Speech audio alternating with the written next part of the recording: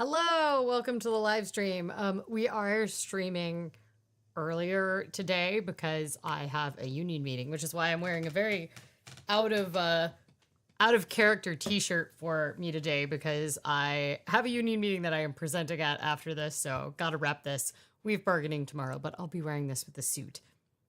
It's unseasonably warm for October in Portland right now, so it feels a little odd to have so many pumpkins and everything in my background. Here, I have yet another pumpkin. I'm really, I need to be stopped. I successfully left Trader Joe's without buying another tiny pumpkin today. So I feel like this is a real accomplishment in my life. So what is our plan for today? I thought that we would do a little budget with me in YNAB, which was a thing we talked about doing last week, but we had lost power right before the stream. We also have 2 donuts. Since I'm streaming half an hour earlier, I figured I would do the donuts after 4:30, which is the normal time that I stream. But we have 2 really great donuts. We have what is this one? It's a pomegranate almond situation. It's really got a lot going on. So it's pomegranate with little like pomegranate bits, the like seeds of pomegranate, then a crumble, and then a pomegranate glaze, and it's on a raised donut. That one looks very good. And we have double donuts because we're now in the winter where they do 2 new donuts per. This is a cinnamon roll, but it's a pumpkin cinnamon roll. They also have a Dubai chocolate, which is like a trend that I completely passed me by.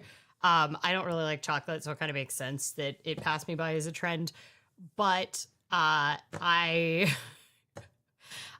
have a donut, and apparently it's been so popular they like doubled the production of the donut. It's also fairly expensive. It's like a $6 donut, which kind of makes sense because it has like phyllo dough and pistachio cream and chocolate on the top. I mean, there's just like a lot going on. Seamus says, am I the first comment? This is new. Yes, I'm streaming half an hour earlier today, and I bet a lot of people did not get the memo that that's happening. So really, it's just up to who got notified by the YouTube gods. We're doing half an hour earlier because I have a meeting after this. My thought is that we'll do the donuts after the stream. So anyway, lovely to see you. It is week 1 of Budgetober. So everybody's completed their first week, which for most people is sort of like maybe they're doing like a no spend challenge in some category. But for a lot of people, it's just sort of figuring out what your goals are. The badges start next week because of the way the weeks line up with the month this October.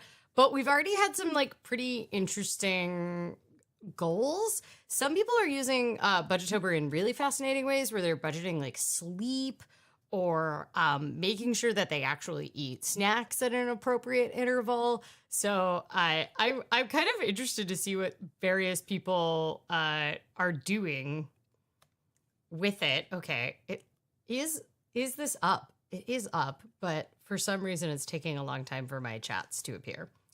I'm not sure why in my admin.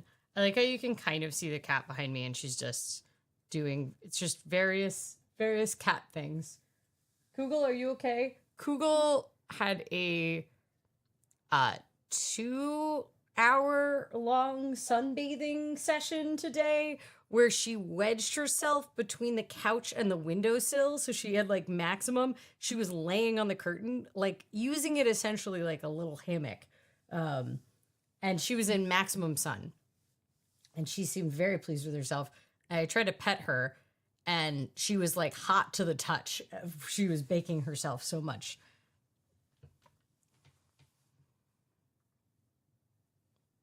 This happens to me sometimes. Streamlabs just does whatever it wants with the chat response. Well, I don't use Streamlabs, but I use Aaron's custom situation that's been made for me. Now it looks like some people are talking about. Maggie into Woods says, excited to talk about recession prep, or maybe more like I want my blood pressure to go down, and that registers as excitement. That seems like a very fair way to handle it. Okay, what I guess there's a lot of topics we can talk about with recession prep, and I think they fall into different categories. One of them is just the very simple exercise for which a lot of people find Budgetober useful, which is if you don't currently track your expenses and you do not have a good handle on what your outgoings and incomings are, you need to actually sit down and do that. And one of the reasons why there's a lot of people where if you've had a steady job for a long time, you're generally financially literate and healthy. A lot of people don't, they find a lot of freedom in not having to track their expenses on a granular basis. But one thing that's happened, especially with how high inflation has been the past couple years, is that a lot of people have gotten overwhelmed and gotten discouraged, and that's why they've stopped tracking, or they were fine and it felt fine, and they generally notice the numbers going up, especially if a lot of your net worth at this point is invested. Like, stocks have been doing well relative to, a lot of other things in the economy. So if you generally see your numbers going up, if you're only tracking your net worth and you're kind of not worrying too much about it, as long as you have enough money in your bank account at the end of the month, it can be really easy to not have a proper handle on how your expenses have changed. And I know that it's like the crappiest and most simplistic advice to give, but if you do not currently have a decent breakdown of where your money is going, what is required spending, what is flexible kind of spending. And then this is a category that I think is like really crucial for recession prep, which is a good concept of what you can cut if money gets tight. So, one thing I always think about when I pick up new recurring expenses or a new hobby, I seem to love to choose expensive hobbies, is that I have a good idea about what I would do to save money for that hobby, or if I would cut that hobby if I was to lose my primary source of income. So one of those examples is I pay $129 a month for my membership at my gym. And it ends up working out to about $3 or $4 a class. I attend enough classes that it makes it a pretty good deal. I go between 25 and 28 days a month to that gym. And I get value out of it. It's good for my health. It's good for my mental health. It has some form of community. It's also external accountability. There's nothing I do in that gym really that I couldn't do at home, but I am far less likely to sit down for an hour and 15 minutes and make myself do mat work and core and that kind of stuff than if I'm locked in a room without my phone and told to do it. That is probably one of the first things that I would cut from my budget if I lost my income. So with recession prep, I think a good idea is to have the levels of what you would cut. So a great example, someone I follow on here called Life and Budgets, totally recommend her. She got laid off almost a year ago from her tech job. And she bought a house as a single person. And the big thing that she did recently, which was it was lower down her list of her priorities, but she switched her mortgage payments from biweekly to monthly. And it wasn't at the dire, I can't make my payments, but it was this question of well, I still don't have a job. I've still been looking for a job. This unemployment has been going on. The actual unemployment checks have run out a while ago. What can I do to create a little bit more breathing room in my budget now? And switching from biweekly to monthly means that you essentially have 2 fewer payments a year because of the way kind of the weeks line up. It doesn't really work if you have semi-monthly payments because then it ends up being the same. And then you're just weirdly making yourself pay more often for your mortgage. a, a lot of people use biweekly payments as a strategy for paying off their 30-year mortgage or their 25-year mortgage a little earlier, compared to making monthly mortgage payments. But that's a great example of something that can be on your list. You can sit down and figure out where are the areas that you could pick up extra money, or you could cut extra money. So another example is like on my, if I were to lose my main source of income, I know that with relatively little effort, I could start teaching ice skating again, which I haven't done in a long time, but I have reasonable confidence that at least two of the rinks in the area would hire me, and I could re-up my like training for it in 10 hours, right? Like it would be relatively easy for me to qualify to do it again. And that could be a very easy way to do two things, which for me would be cut the cost of ice time, which is something that I pay $70 to $100 a month for. And it would, because I would get it for free if you're teaching, and it would give me income without a super strict schedule, right? So that's one of the like challenges when you are, if you get most of your income from like a full-time job and you get laid off or your hours get cut, you don't necessarily want to always pick up a second job that has really set hours, especially if they aren't like very well paying. This is, people are always like, oh, just go get a part-time job. Just, go work at FedEx or whatever. Like they're always hiring during the holidays. And for some people that can make sense. Like sometimes you just need money in the door. But often that can be really challenging if you have like other work responsibilities or your hours just got cut. So then you're like trying to add a second job on top of that. Or you have like entrepreneurial things that you're trying to do on top. If you are working 35 hours a week at a very physically demanding job like FedEx, like UPS, like loading packages super early in the morning, or picking up like grocery store like super early morning or overnight work, which are often options available to people that they can get relatively fast if they just need money in the door.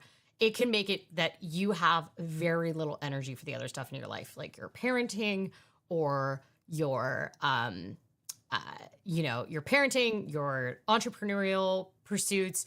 Those kinds of things can really be put by the wayside. So for me, teaching skating has always been one of those things where it's like, it's a relatively small investment. Like I would not have to put very much money into being certified again.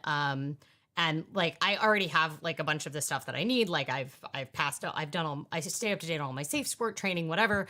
So it would take almost no effort. And realistically, I would only need to do it like 10-ish hours a week. And that has a relatively flexible schedule because when you teach skating, you're teaching it around a traditional work schedule, which is one of the reasons I don't teach currently, is because I have a non-traditional work schedule and it can make it really challenging to fit in skating coaching times. Also, it's not the highest and best use of my time right now at this period in my life. But having a good idea of that. One of the other things you can look towards when it comes to hobbies or expenses is there is always going to be periods in your life where you have more money than time or more time than money, right? Like there's kind of this back and forth flow. And then there's sometimes periods in your life when you have no time and no money. But one of the things that can help to kind of calm some level of anxiety, if you're someone that likes to feel prepared and maybe the worst hasn't happened yet, you haven't gotten laid off, or you're just maybe thinking about quitting your job, like that could be possible. Like maybe you want to move to another city and make friends, or you want to start going out solo and try on your own business. One of the options that can be very helpful is looking at ways that you can do a hobby, an activity that you can cut things down by trading some more time for money that you might spend. So a great example is like my yoga studio. If I had more time than I had money, I can do what I've done before when it has been that case, which I work traded. So I did, I worked at the front desk for, X number of hours a week. And then in exchange, I got a membership. That is also true if you're someone who is looking to like cut expenses for like kids activities. So, if you're in a phase of your life where you have more free time, like when the kids are after school and they are doing things like kids soccer or, doing, I don't know, something like a preschool, there is often an opportunity to either get reduced rates by being like a parent volunteer and essentially work trading for less, less costs. One of the longtime Zamboni drivers at our rink only started doing it because her son skated, and it was a way for her to get free ice time for her son. So I know a lot of these have focused on hobbies, and that is because I'm in this very lucky position of these are like the large things. But this is where actually sitting down and having a good idea of what your expenses looks like is so freaking helpful, because if you don't have a good grasp of what the essentials and then where the places you can trim, and you don't kind of have a plan for making that choice, making that trim to your budget, then it's going to feel very overwhelming when you're in an emergency sort of situation, right? You don't want to be in the situation where something happens where your spouse, gets laid off and you don't have at least the first next step. Like the first next step, if you're an American, might be like, what are we doing for health insurance now, right? So having some basic idea of where you can go to look up that information, I'm not necessarily recommending that you go. If you are currently getting employer insurance and you are not eminently getting laid off, I wouldn't recommend that you go price out all of the ACA plans. But like one thing that we've been seeing someone on the forums who is currently on her state's Medicaid doing is that knowing that she is not working full time, she's been going through what the options would look like for her if she ends up having to pay for healthcare out of pocket because of Medicaid cuts. And those Medicaid cuts are not going to come to pass until 2027. But her kind of way of working through some of her anxiety is giving a good idea about how she could do that, partially because she's early retired, so she has to have kind of a withdrawal strategy ahead of time. Fuzzbubble says, I'm late today. Well, you're late today because I started early, so you're really on time. You're actually 13 minutes early. Winter, look at you with your letting everybody know to like the stream. Thanks. I'm not a very good YouTuber. Maggie Underwood says, I'm substitute teaching right now, which is great, except the delay from working to getting paid is nearly 2 months. Holy crap, why is it so long? Give me the like concept of why that happens. I'm guessing like you're paid monthly, but then 2 months is a lot. I remember the first time I got paid monthly, it was like rough because I had to move to a different city and then I was getting paid monthly. And I had been like previously working jobs where I got paid weekly. And then I got so used to it that, as anybody who's a regular viewer of the stream knows, I pretty much had a freak out when they switched us to biweekly pay at my job, because it was the first time in like 20 years I'd been paid monthly. So if I'm more bearish on America's short-term stability than the market seems to be, is it wise to move my investments into more hedge positions, or is that too reactive and counterproductive? That's an excellent question. One of the things because I know who you are, I know that you're on the younger side, right? Like if you're in your 30s or 40s and you are worried about the short-term economy of the US for your own investments, you really probably shouldn't be. And one of the reasons why is because you don't theoretically need to access those investments immediately. That might be different if you are early retired or kind of in one of those positions, but usually if you are early retired, if you are younger, you are going to want to still hold on to a much more stock-heavy position, regardless of the market. That being said, I have recommended to a lot of people that are having trouble with America generally right now to do a pretty good job of looking at your asset mix. And if you don't know what that is, then I highly recommend J.L. Collins' stock series. I do talk about it a little bit in my book, A Cat's Guide to Money. But one of the best sources is J.L. Collins. His book is called A Simple Path to Wealth. And his website is J.L. Collins. He has a whole stock series. So if you don't know what asset mix is, then the first thing you should do is get a really good concept of that before you start screwing with your investments. If you do have a good concept of asset mix, and that's kind of why you're asking about like hedging positions, one of your options would be to slightly increase the amount that you're holding in bonds.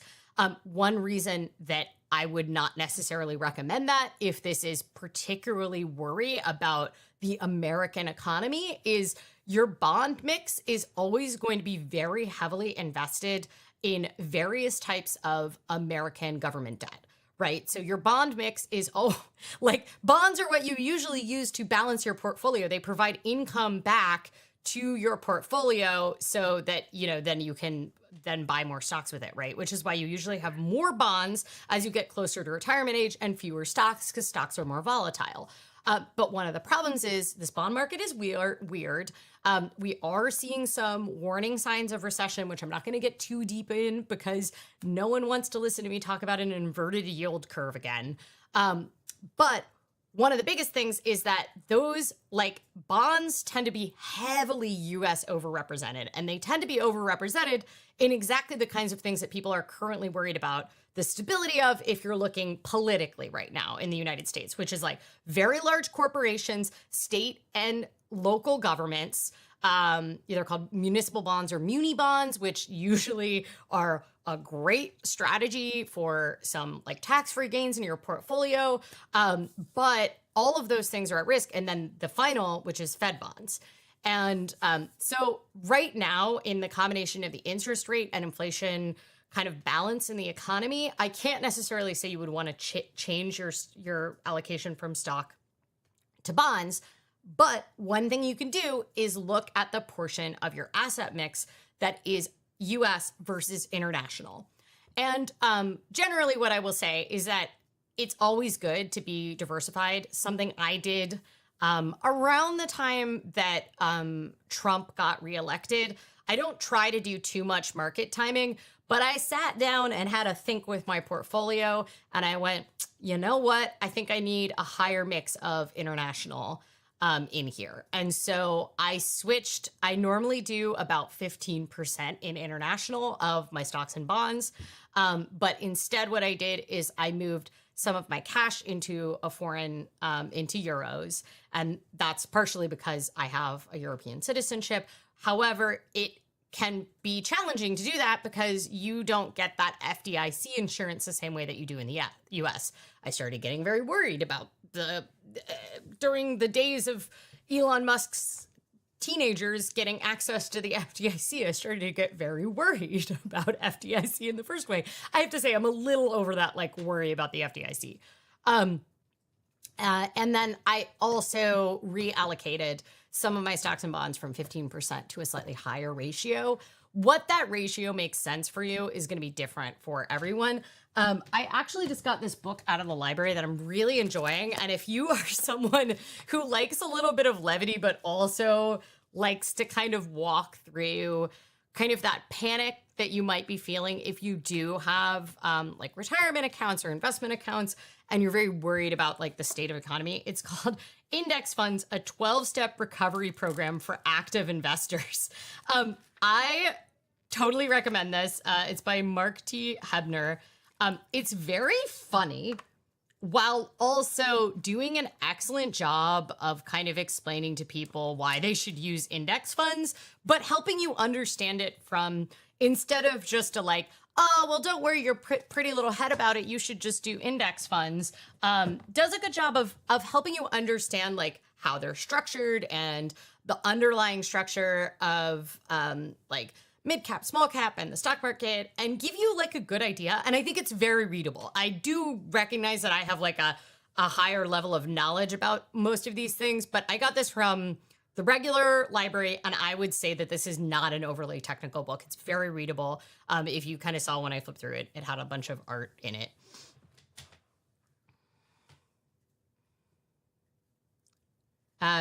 Also, Scumbly, thank you for saying that you like my earrings. I do worry they're very hard to see against my black hair.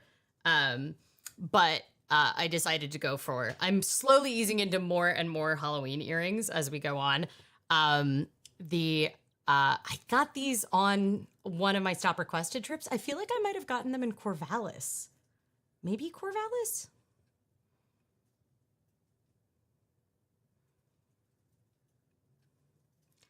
I am paid for the month of September at the end of October. I don't understand. There's a lot of structural things in this district that seem pretty thoughtless.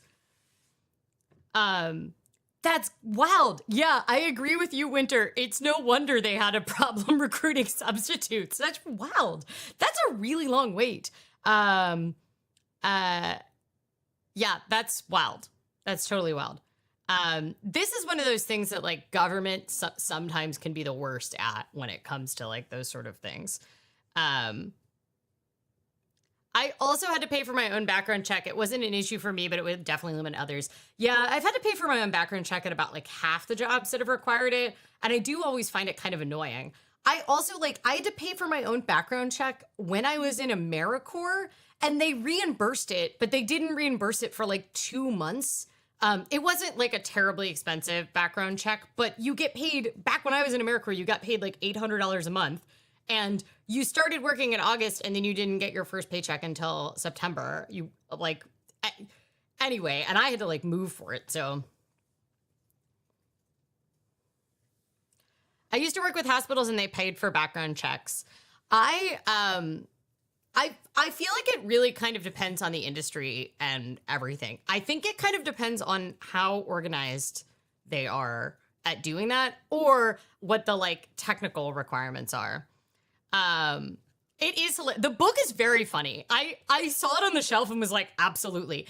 They're a couple of the libraries. So Portland is like, well, Multnomah County is like slowly redoing our older libraries, and a bunch of the libraries from like the first round of getting upgrades just reopened.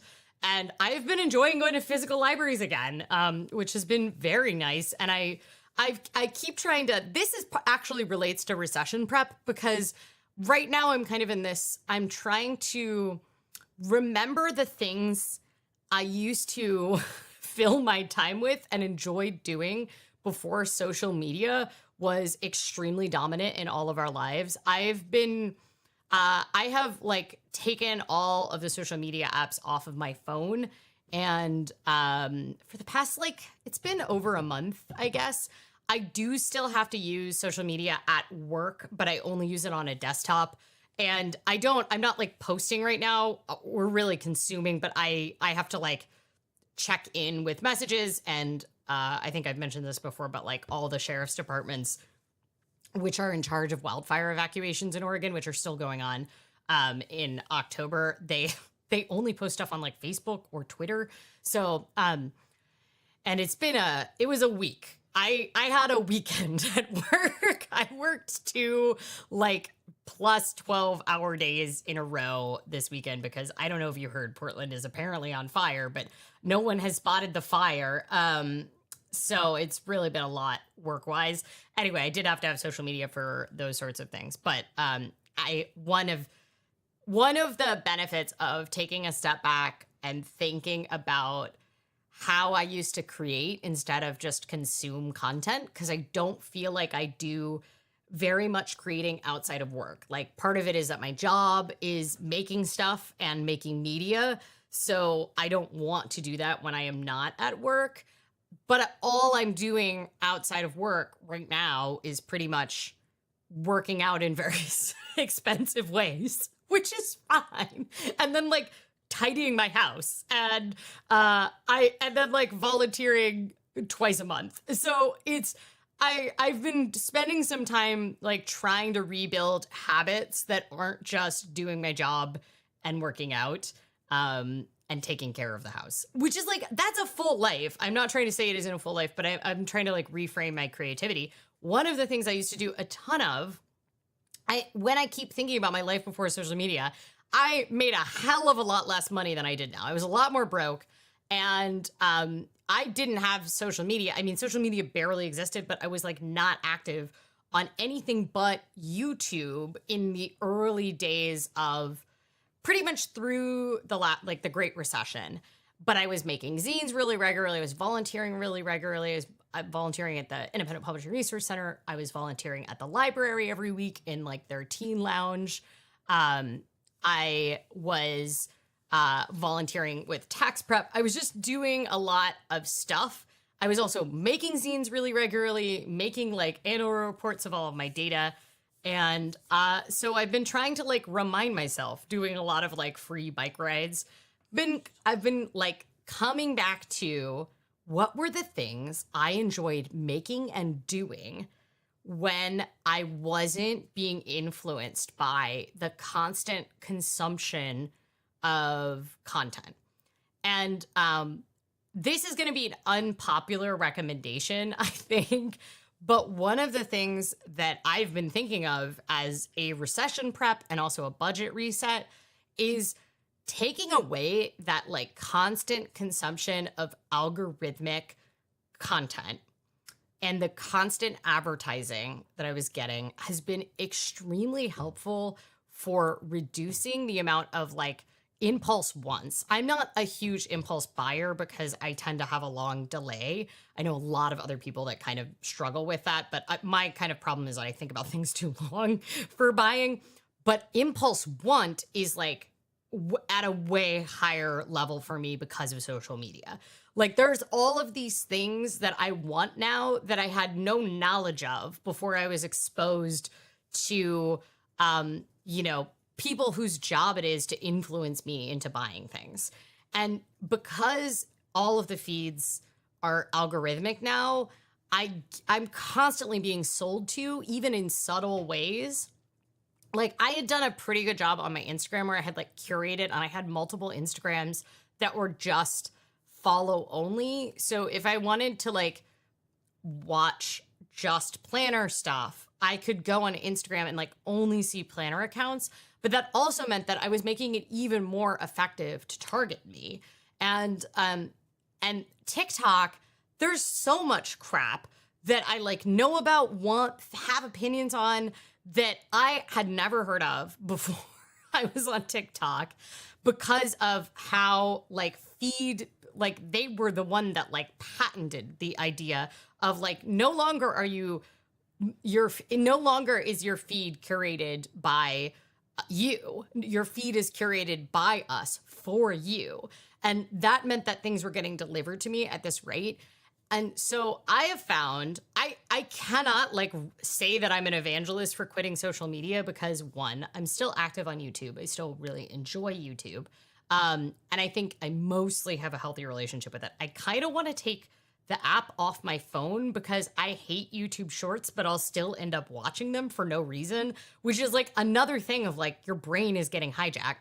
And I kept the app on my phone because it's the easiest place to upload shorts as like a promo tool. Anyway, I'm still working through the reason I don't want to say I'm an evangelist for quitting social media. Like I run an online community, which I don't put ads on. And I have, thanks to the support of our Personal Finance Society. Thank you all for being Personal Finance Society members. I run like an online community. Obviously I create YouTube. I do YouTube live streams. I don't create any edited videos, as we are all extremely aware of these days. And I am someone who has in the past made a lot more of my living off creating media for my own brand. I guess I make all of my living from creating media now. It's just all news. The thing that's valuable about it is, one thing I keep seeing is this trend of Gen Z asking millennials, like, how did you guys survive the Great Recession? Like, what were your strategies? And one, I appreciate this because I think this whole like pitting generations to get against each other is just wild. Like I'm so over the like we blame baby boomers for everything like line of thinking.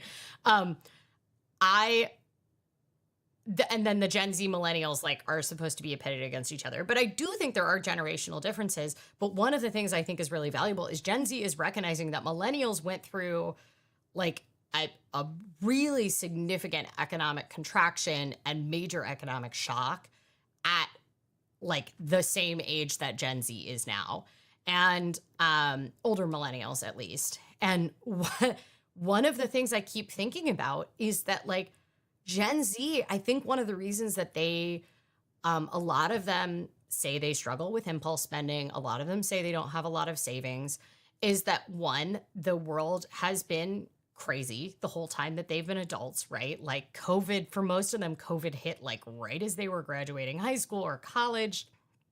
And like reconciling your wants and budget in the midst of like this absolutely unprecedentedly historic time can make it really challenging when all of the rules about how society operates are like completely uplifted worldwide at once. How can you like reasonably expect to be able to rely on any financial information or financial literacy that comes to you from your parents who have never lived in that kind of environment? I mean, it's like the kind of classic, like, oh, you're out of work and your like baby boomer parent is like, well, why don't you just go drop resumes off? And it's like literally no one takes paper resumes anymore. Oh my God, that is not a way to get a job, right? The so but I think the information sharing is valuable, and I think one of the reasons that Gen Z has all these metrics of like really struggling, a lot of them are really struggling to build net worth, a lot of them don't have a lot of economic security or safety, somewhat has to do with like the greater societal like conditions, the fact that like the whole time that they've been adults there has been this like large scale housing crisis and housing has gotten too expensive.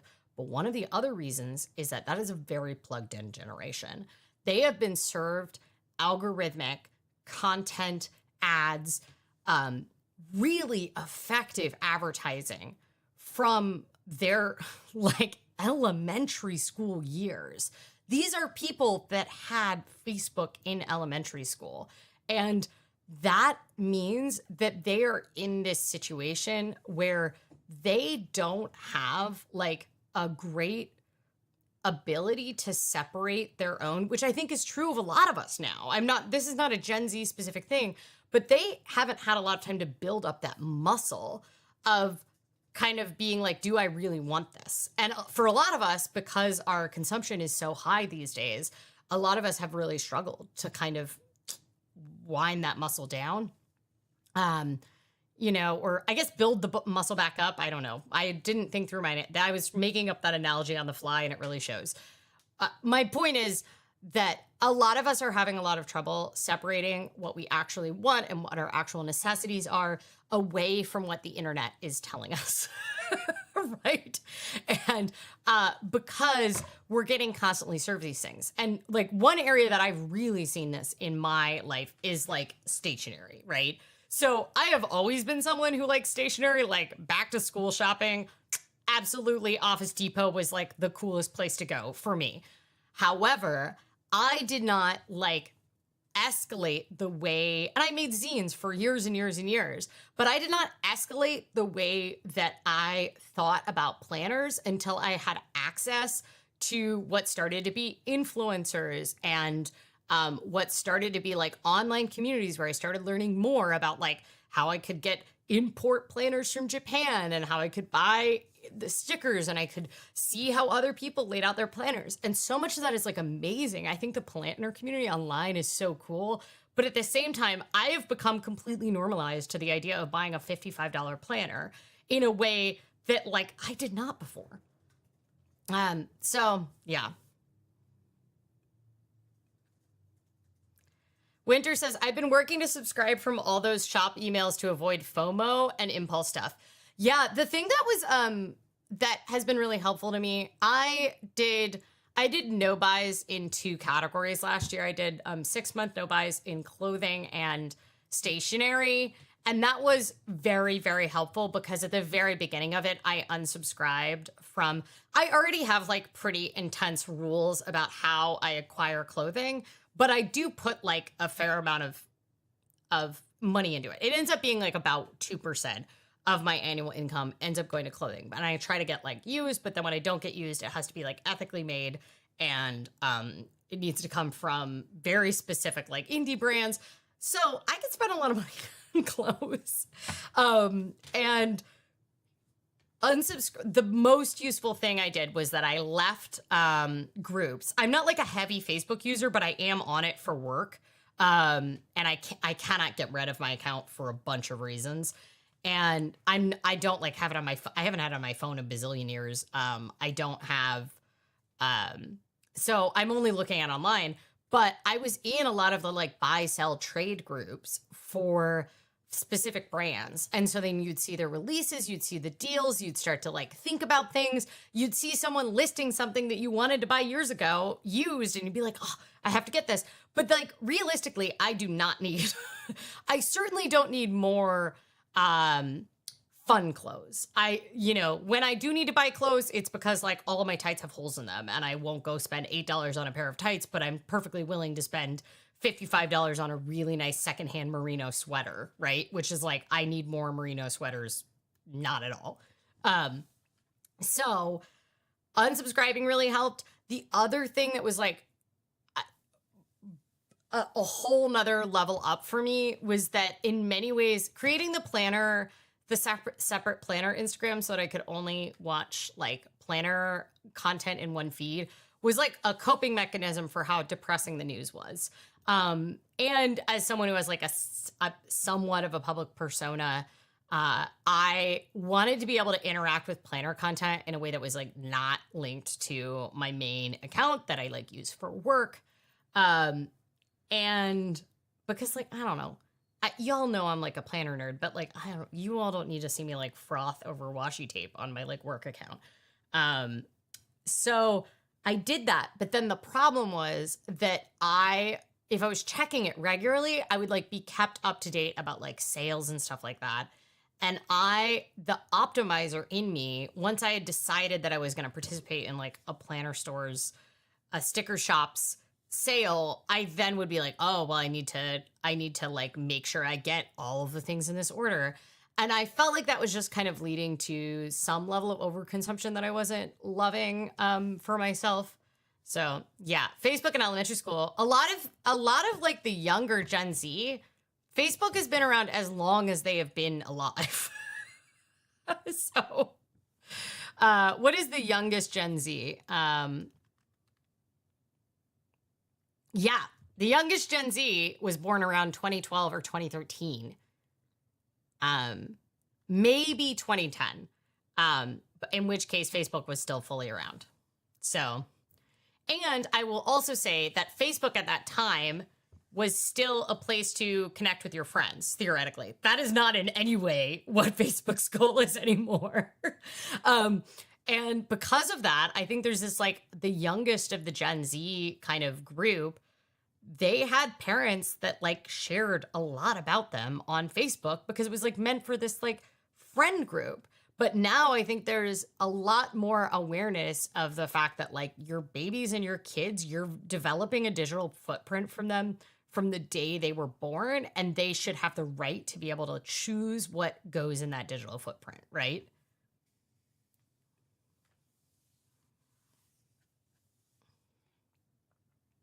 I have a nephew considered Gen Z, makes note in notebook. Yeah, but it does make you feel old to say that they had Facebook in elementary school. Isn't that really, it's something. Also, it's like, if you don't have kids, Facebook for like quite a while there was like used as a classroom management strategy. Like there's this whole like Facebook for education, And a lot of kids only have Facebook because they needed it for school. Like that was like where classroom tools were, or like stuff is organized for their like all group messages and stuff like that. And a lot of them just have no interest in Facebook outside of that, which is kind of how I feel it this way, frankly. I remember when it was like this cool and interesting thing that we were on. What a shame. All right, y'all. We should probably start eating these donuts because we have 2 donuts.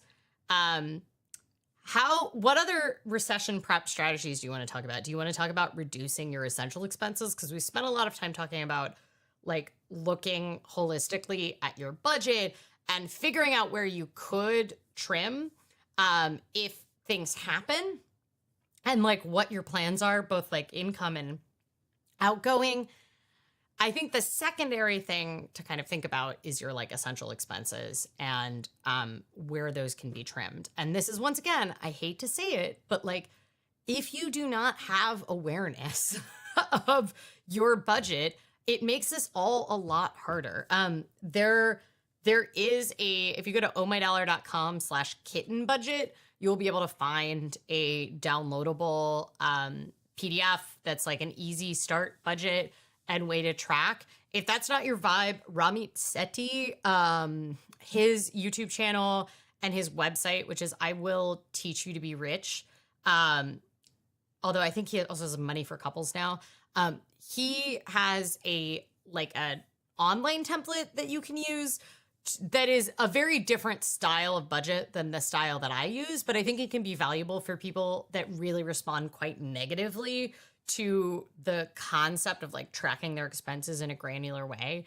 I'm not saying you have to do it forever, but if you don't have like a real active awareness, not like I think I have an idea of how much I have coming in and going out, but if you have not actually sat down and figured it out and like by some like clear category groups, you need to do it. It's important to see it, even if you only do it 1 month every year. It'll give you this kind of snapshot in time, and it'll start to give you like a place to work forward to.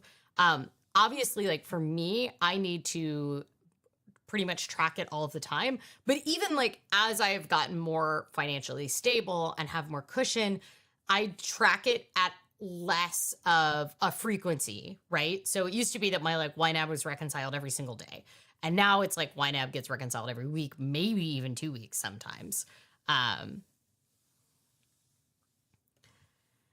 K-Walk Comedy says, I'm sitting over here worried about where I'll be in 232 days. Oh, I'm so sorry. Your brother is going to work daily without pay. Not to make light of this, but one of the things I do when I teach financial workshops is that I make them all do this like budgeting exercise in groups to kind of show that, you know, there's different, it's meant to show them about values, but also give them like a really tangible way of understanding how to organize expenses and what trade-offs and expenses are. But they use paper clips instead of money because it is it helps them disconnect from the actual numbers, because I see them get too caught up in like, oh, what do you mean you spend $500 a month on groceries? I only spend $50 or whatever, you know, and they get like too caught up in the numbers. But one of the things that I do is once the last like long government shutdown happened, one of the things I do is you're allowed to choose like a level of savings. And I essentially, one of the activities was like, okay, in Paperclip City, because they work in Paperclip City, because it's a paperclip budgeting exercise. I was like, okay, well, a government shutdown has come to Paperclip City. And if you have at least 3 paperclips, which represents like 20% of your income, saved on your savings sheet, you're going to be okay, because you have to work without pay. And I have to tell you, like this, when I teach it with like adults, they totally like understand. They find that kind of a funny joke. When I teach liberal arts students who don't hold, most of which have never held like, definitely not like a full-time job, the idea that someone could work without getting paid during a government shutdown is baffling for them to do. But I'm really sorry. That is so terrible. And And they get really upset about that concept, and I can't get them to focus on the activity. So I kind of stopped doing that. Instead, I just say your hours got cut at work so that we can kind of like move on from it. Um, but I'm so sorry. That sucks. Okay. We're gonna get to the donut because I need to be on time to this meeting. The like last thing you can do is start to look at the essentials that are malleable. So one thing that you can do is if you're worried about your income falling, like either through a layoff or a furlough or whatever it might be, and currently you do not have like a lot of cushion, or maybe your cushion isn't going to last as long as you think it will, you can kind of make your like big wins but big lifestyle change assessment when looking at your budget. So something that could be like a big win but a big lifestyle change could be like if you have a really expensive apartment and you got laid off, you could kind of game out like, okay, what would my other housing options be? So maybe it would be moving to a cheaper apartment. Maybe it would be getting a roommate. Maybe it would just be moving in with a roommate. Maybe it would be splitting with a, romantic partner who is not currently living with you. Like you could come up with some scenarios that would give you like a huge amount of wiggle room, right? Because like saving $50 a month on your like fitness membership by canceling it when you get laid off, that might make a difference, but it's not going to make the kind of difference that like having your rent or reducing your rent by 30% would be. You could also be like, okay, the worst case scenario is selling my house. This doesn't always have to be about layoffs because like recessions come with a lot of other changes in the economy that are not just about layoffs. It could be that you're not getting an annual increase that you expect. It could be that your portfolio is not returning, like you're already retired and your portfolio is not returning the level of returns that you once were. It could also be that like things change in your life and your recession prep could just be your own personal recession. Like you're in the midst of a divorce or something like that. And you need to be looking like really holistically at all the things that could change in your budget and how your lifestyle is going to change when your income gets halved or, while you're paying a lot of expenses for a divorce or a separation or moving to a new city to start a new job and you've got to pay all these upstart expenses. Like there's not all of these scenarios are layoffs. Like I just want to like make that clear for people. Even you're about to retire, like I think that's the kind of example that KWAC comedy is in, which is like that worry of like I'm on track to retire and I had a plan, but like everything's so weird right now. What does my budget look like when I'm retiring? And one of the things that you can kind of talk about and assess, I don't know if you were here for this portion of me talking about it, is but like when you're preparing for retirement, one of those great options is looking at like when you have more time than you have money coming in, where can you trade some of that time for money gains, right, in your budget? And some of that might be not just about like one of the things I was bringing up was volunteering, but one of those other options is like you can spend more time doing couponing, or you could go to the Costco to stock up that you don't normally have time for when you're working a full-time job because it's like far away, or the cheaper grocery store. You could invest more time in meal prep and planning because you are not in the situation of having to do a lot of fast meals because you're working a full-time job. This also can like be one of those areas where things can change a lot when if you have young kids and they go to school and even if you're a stay-at-home parent, you're suddenly going to have like more time during the middle of the day. And yeah, you might want to use some of that time for like not household care activities now that you have like more time to yourself in the middle of the day to like do activities that are hard to do with small kids around, including like self-care activities and whatever else it might be. But that other side of it is that there might be some like things that you are not doing right now because it is too challenging to do with young kids around you, like going to the faraway grocery store or doing complicated meal prep because the kids are always distracting you, that then you can find when you have more time than money to trade for. Well, Eric, it's not quite slavery because you're not forced to do it. That's the thing. Is you don't and they don't own you and they can't trade you. That's why it's not slavery. But it does suck and it's very unfair. If we want to talk about modern day slavery, we can talk about the US justice system, but I don't want to get too into that today. Also, I'm going to get this stream flagged. AS says, I'm starting with canceling subscriptions. I've been paying for Adobe Creative Cloud for years. Adobe Creative Cloud would be the biggest win if I could find a way to cancel it. Here's the situation that I am in right now, is that I'm paying for Adobe because I do get Adobe through work on my work computer, but it's very important to me because I do freelancing and my work is like a little persnickety about it, and I'm on the bargaining committee for my union. I don't want to ever do any freelance work or any work for Oh My Dollar on my work computer or on my work licenses, even on my personal computer, because I don't want to end up in the situation where they are trying to claim that I was either doing it on work time or I was using work resources, and it either gets me like fired or they kind of use it to retaliate for like union actions. And like none of this is like based on examples of things that's happened in my organization, but these are absolutely things that have been used by like union representatives and members and organizers in other organizations, including journalism organizations, including public media journalism organizations. And my work has already, like, I have all these restrictions on the other type of work I can do because they do think they have rights to my personality because I am a personality for them.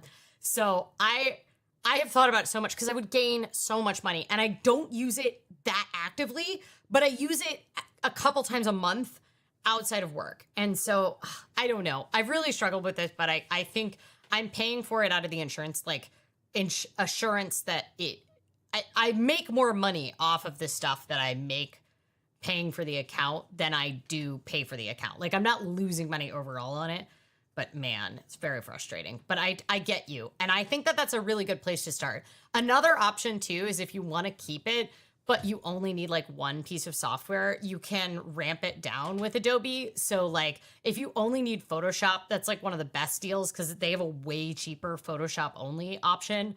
The thing that I hate is that I need like 2 programs that you have to just buy all of Adobe for because I need 3 things. I need Audition, Premiere. I need 4 things. See, this is why I'm paying for Adobe. I need Audition, Premiere, InDesign, and Photoshop. I kind of need Illustrator, but I'm not that great at it, and I could probably just like convince Aaron to fix things in Illustrator for me or something like that. I don't know. Yeah, YouTube Premium is absolutely my last holdout. It helps that I make content on YouTube, so it makes it easier for me. Every time I have to watch YouTube without YouTube Premium because I'm like not logged in or something, I'm like, oh my God, this is terrible. Yeah. But I think looking at subscriptions is a great option. I'm looking forward to canceling Duolingo Plus because I am going to quit it in protest when I hit day 3,000 on my streak. And why am I waiting till day 3,000? Well, it feels important. Then I'm going to quit it in protest of how crappy Duolingo's become. All right, we got to eat these donuts, y'all. Was this helpful for people? I hope it was helpful for people. It kind of felt maybe more philosophical than I was planning to be, but I hope I gave some practical recession tips. If you have specific questions, feel free to let me know. One note before we go into the donuts is that it is Budgetober. It started October 1st, but it isn't too late to join. So if you want to do it, this is our totally free budgeting exercise. You get fun, cute cat stickers shipped to you for free anywhere in the world after you finish. The first weekly, like badged weekly check-in will be this Saturday. So it's not too late to join. If you join now, just figure out what your budget goal is quick that you're going to do. The rules are all at the below link. All right. Now, this is Talking Dough and Eating Donuts. So this is the first one. We're going in hard on the fall situation here. It's a pumpkin cinnamon roll. And it's their normal cinnamon roll, but with a pumpkin glaze. Also, it's huge, if you can, like, see the hand size.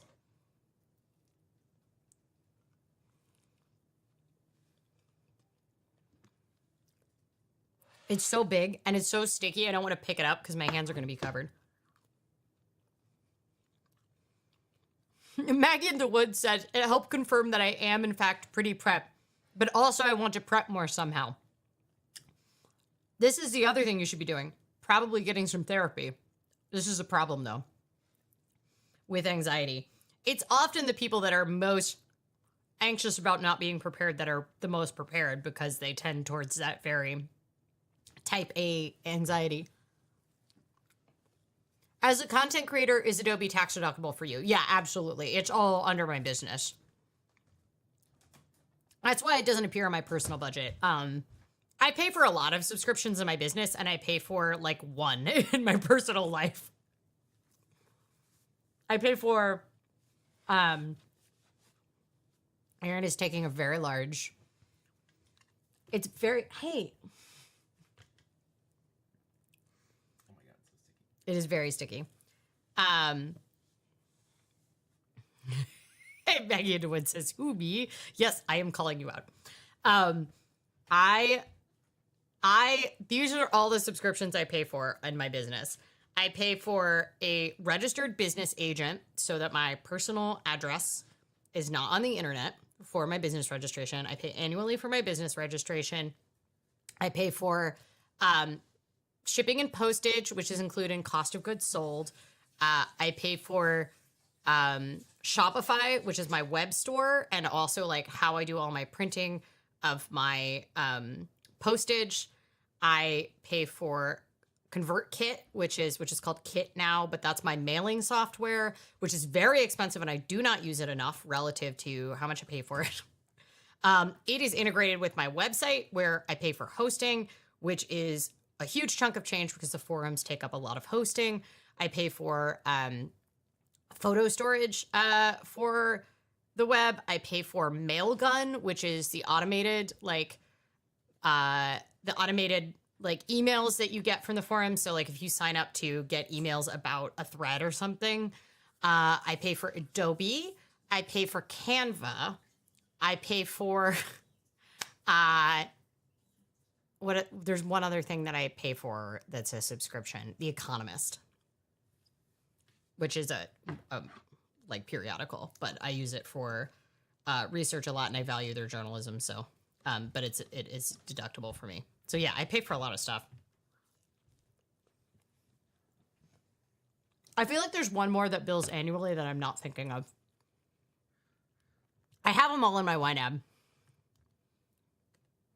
but it sucks. Which is why I really love my Patreons.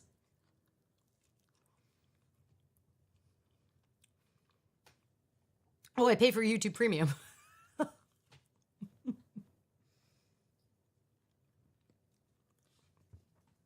Google's doing a lot of sitting in unusual positions today. I can't really tell you what my review on this pumpkin is. It's like, it's so sticky. I wish I could like accurately capture the stickiness. I actually wonder if it would be better heated up. It's not bad. It's a good cinnamon roll. The pumpkin isn't that strong. Would you say the pumpkin is strong? I give it a 5 out of 5. It's solid. Aaron says 5 out of 5. I will finish it if you don't like it. Well, I was thinking about saving it for tomorrow because I have 2 donuts. I feel like if it wasn't too late, I would have this with coffee and it would be amazing. It might be a tomorrow. You can have some tomorrow too. Okay. It is good enough that I'm saving it for a second day, but that is also because it's giant. This is after we've eaten half of it. And it's still like the size of a regular donut. Oh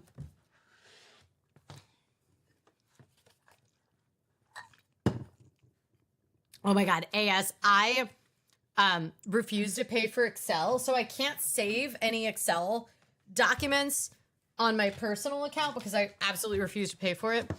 And,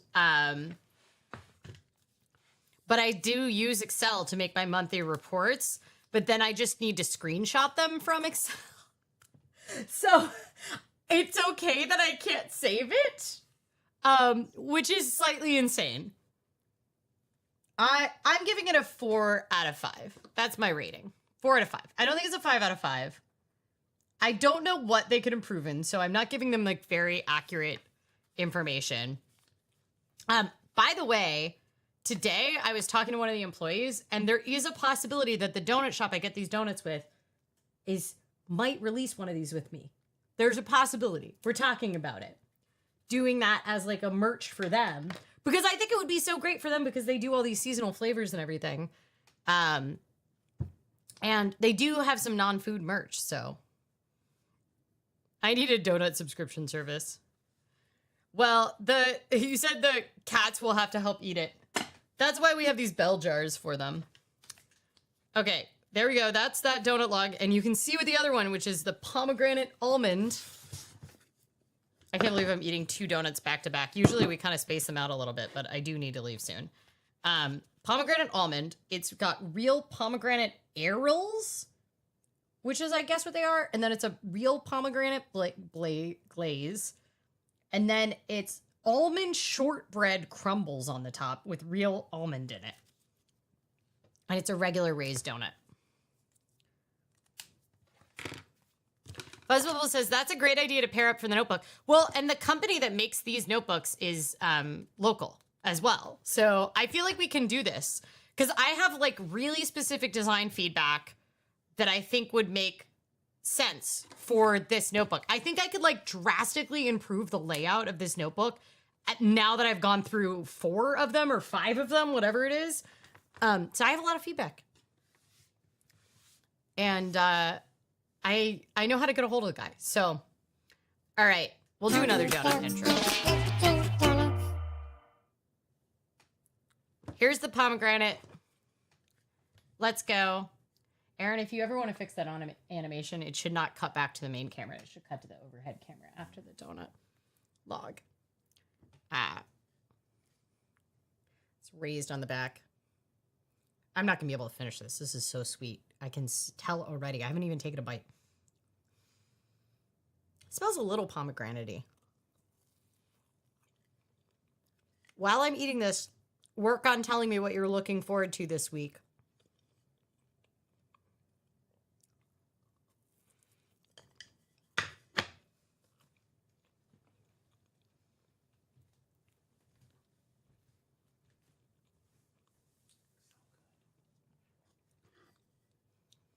I really like the almond shortbread. I like it. A lot of their donuts do like a pie crumble on the top. And this is truly very different.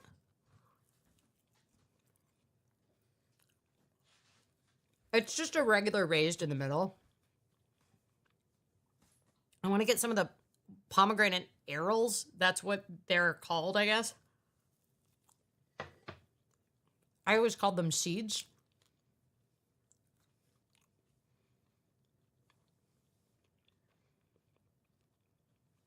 Is a pomegranate a vegetable? We're going to find out it's a vegetable. Erin is looking at me the way the cats look at me when they know it's too early for dinner, but they're still hungry.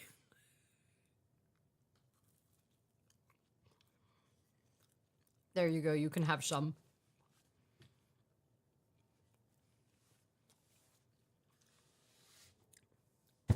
I think this is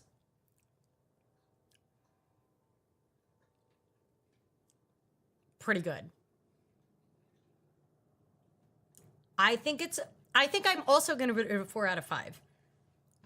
I think my qualms are not with the overall flavoring. It's that I specifically want more of those little pomegranate bites on the top. Because like half of it kind of doesn't have them on there. You're taking an awful lot of bites there. It's a very heavy tax system here. Cheryl says it's not a vegetable. I don't know. I think what we've learned on these live streams is that everything is a vegetable. So, Cheryl says, my friends and I are making Cincinnati style chili. Are you going to make any vegan? Can I have some come over?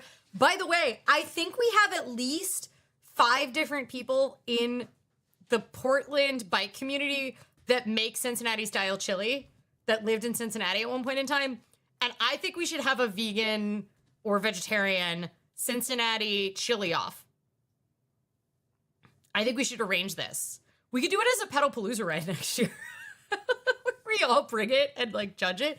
We used to do that as a fundraiser for the IBRC, but it wasn't Cincinnati style chili, but I would always make Cincinnati style chili, and I did win it one year, so. It's the Amazon 51% tax. Oh, by the way, if you want a real recession tip, it's don't buy anything during Prime Day, which is happening right now.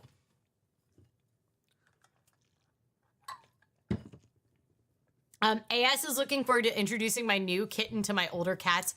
Ooh, are you posting about this on the forums at all? I hope so, because I want to see some kitten pictures.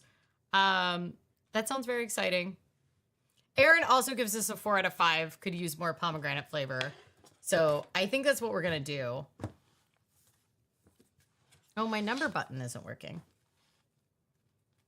I think my number button might be on the wrong part of the screen.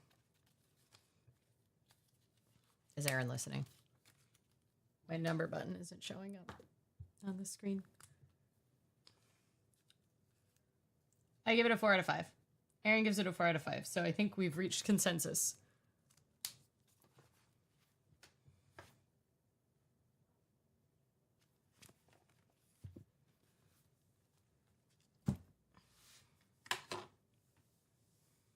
AS says, I'm not a member. How do I join?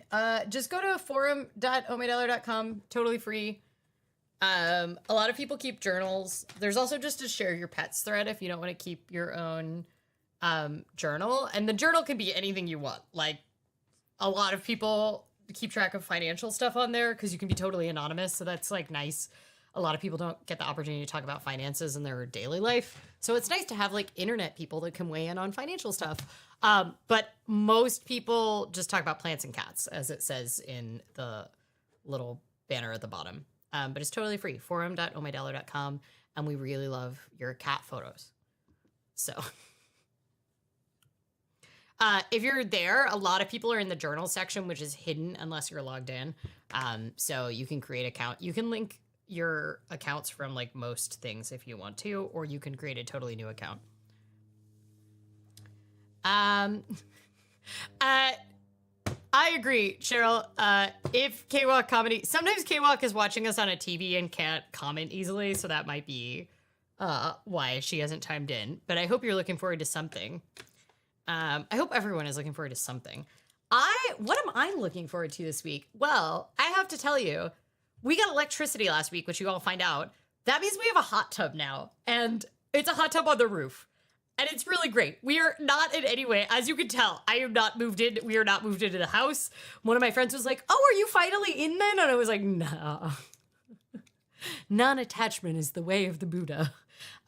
Really, when we move in is between like God, the weather, and the city of Portland permitting office. So I don't know when that's going to happen. But we are very close. We're like, I think there's like 5 to 10 steps left before we can move in. But those steps seem smaller than previous steps. So, but we have a hot tub on the roof. And so I'm looking forward to, I'm just trying to like readjust my routine for the idea that I can just go into a hot tub. You have to plan a little bit ahead for it, which does do well for my personality. Because it takes about an hour-ish to get to temp. And so we have to like kind of know approximately when we want to go in. But very excited about it. It's a cedar hot tub, so it smells great. It smells all cedary. K-Walk says the full moon energy to be over. I have been loving the supermoon though on my like early morning commutes. It has been gorgeous. But I do recognize people be crazy out there when the full moon is going on. Maggie in DeWood says, maybe starting a journal finally will be my recession prep. I think that could be great. It's a good, one of the things that I think is like valuable for some people on journals is that they just use it as like a place to make like a point in time. So like if you do your like panic recession prep lists, things I do, where I'll like sit down and I need to write down like all the possible ways I could make money and like all the places that I could cut and what my strategies are, like essentially all the stuff I talked about in the stream. But if you write them down, it can like mark a point in time. And it can also help you like look back and realize that like often it's good for my anxiety side of my brain because I can look back and see that the worst case scenario that I was preparing for a year ago did not actually happen. And so sometimes it can be good like as a therapy mechanism.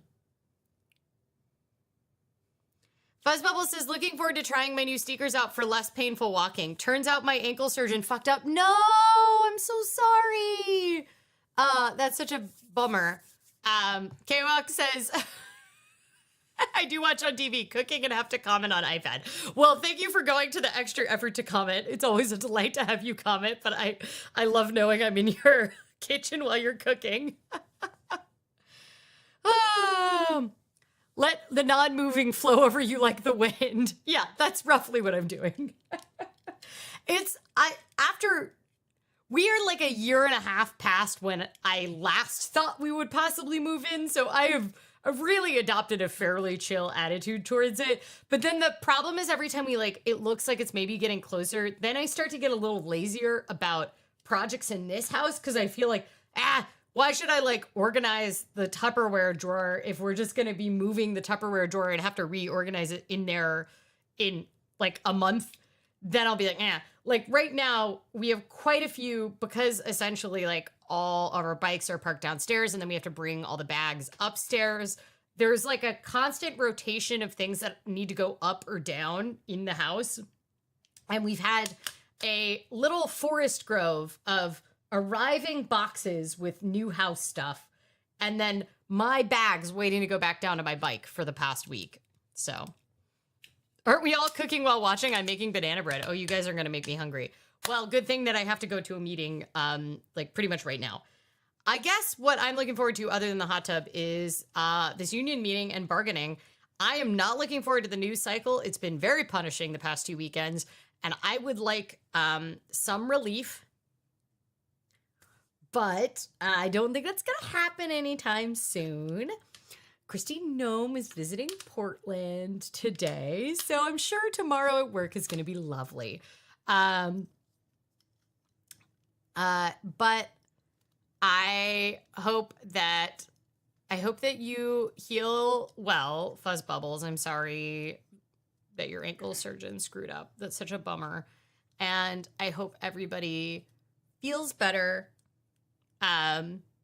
this week, and that the full moon energy is done, and middle schoolers get less crazy from the full moon energy, and everybody else has a lovely week this week. And I hope that Maggie into Woods, I see you on the forums, and AS, I see you on the forums. I would love to see both of those things. Until next week, stay safe, stay hydrated, pet a cat if you have one available, and I will see you all soon. Bye!